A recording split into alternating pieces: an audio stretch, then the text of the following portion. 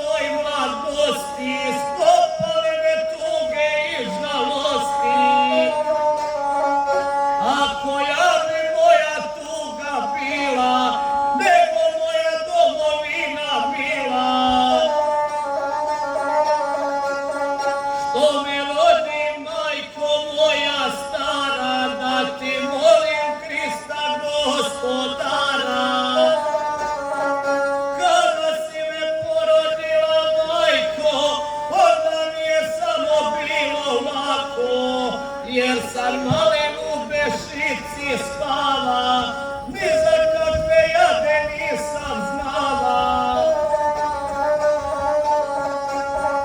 Kad navršim do 3 godinice, ja ustavo na lake nožice, s malenom se dječicom igrao, taj mi je se život dopadao. Kad navršim 5 godina dana, poslaše me čuvati ajvana. Ali koze nemirne piše, striče mu mi vozu obrstiše. Mater mi je nagovara ćaća, udri ženo ne žalim mu gaća. Sve se ovo mojim leđim plaća. Kad navrši 7 godina zemana, ja pristano čuvati ajvana. Tad me mati poče govoriti, imaš sine želju školar biti. A u meni srdašce zatuče, ma neću majko tu me želja ne muče.